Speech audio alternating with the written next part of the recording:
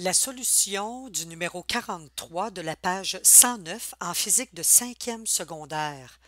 La mise en situation, c'est une montgolfière qui monte et à l'intérieur de la montgolfière, nous avons une personne qui va lâcher un objet et qui va tomber au sol, cet objet. On veut savoir le temps de sa chute à l'objet. Donc, on va poser le problème.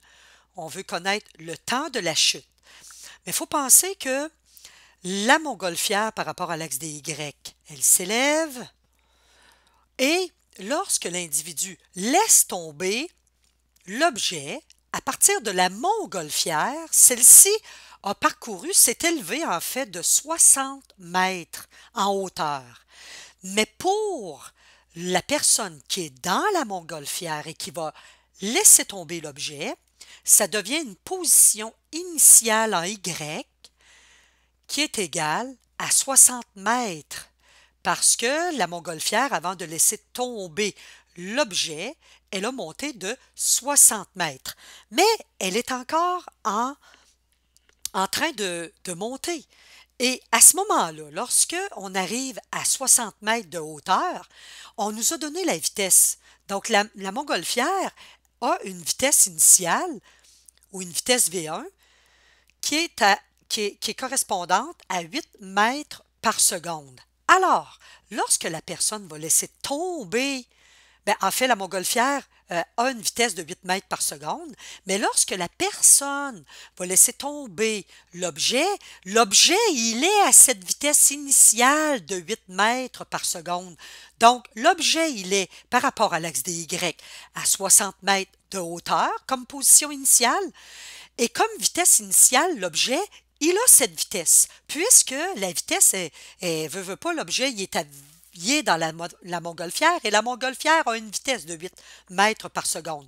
Donc, sa vitesse, donc lorsque l'objet va être lorsqu'on va laisser tomber l'objet, sa vitesse dans le temps va augmenter. On a affaire à un mouvement rectiligne uniformément accéléré. L'autre information que nous avons pour la chute libre, que ce soit un objet qu'on lance à la verticale ou qu'on laisse tomber, alors c'est toujours une accélération de moins 9,8 mètres, donc moins 9,8 mètres par seconde carrée. Maintenant, nous regardons dans nos différentes formules quelle est celle qui relie ces quatre variables. Alors, nous retrouvons, donc dans la formule, les Y, les X, sur notre feuille de formule, on va les remplacer par les Y parce que là, nous sommes avec les mouvements de la chute libre. Nous allons utiliser celle-ci dans laquelle on retrouve le delta T. Nous allons pouvoir trouver sa valeur. Nous allons substituer. Alors, la position finale en Y, j'avais oublié de l'inscrire, mais la position finale, l'objet va se retrouver par rapport à l'axe des Y au sol. Donc, sa position finale en Y sera de 0 mètres par seconde. Nous allons substituer. Je vais laisser tomber les unités pour ne pas alourdir. Donc, j'ai le 60 ici pour la position initiale en Y. La vitesse initiale est de 8 fois le delta T. Ici, j'ai le 1/2 multiplié par moins 9,8 multiplié par le delta T, cette fois-ci au carré. Souvent, lorsqu'on utilise cette formule, il va peut-être falloir, pas peut-être, on va devoir la transformer sous la forme moins B plus ou moins radical B2 moins 4AC sur 2A pour trouver la valeur de notre delta T. Alors, il faut la rendre faut la rendre, cette équation-là, sous la forme AX2 plus BX plus C égale à 0. Alors, c'est ce que je vais faire. Je vais transformer.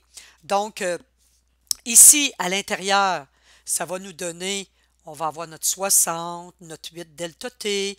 Ça va nous donner le coefficient de notre terme en delta T au carré, qui est moins 4,9 delta T au carré, puisque 1/2 fois moins 9,8, ça donne moins 4,9. Le tout est égal à 0. Donc là, je vais le mettre sous la forme AX2 mon x étant le delta t, plus bx, plus c égale à 0. Donc, je vais juste simplement, pour que ça soit plus élégant, et voilà, le terme ici, ça c'est notre A, plus, j'ai juste déplacé, là. Donc, plus le terme qui est notre B, qui est le 8, et notre 60, qui est notre C.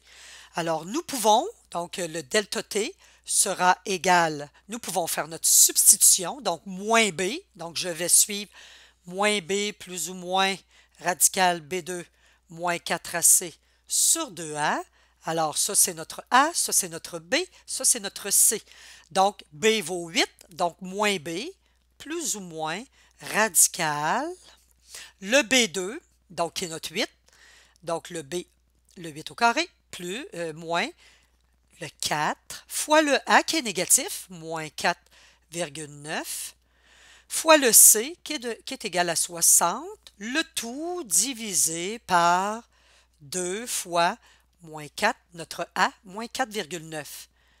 Alors, lorsque nous réduisons davantage, on va retrouver moins 8 plus ou moins radical 1240, c'est ce qu'on retrouve sous le radical, divisé par moins 9,8.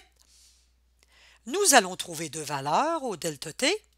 Nous allons trouver la valeur moins 2,78 secondes, c'est un temps qu'on voulait, ou bien un delta t qui est égal à 4,41 secondes. Alors ici, avec un moins, comme le temps c'est scalaire, il n'y a pas de temps négatif en physique, alors ici, c'est à rejeter et nous allons conserver la valeur positive de temps. L'objet mettra 4,41 secondes à se retrouver, donc à se retrouver au sol.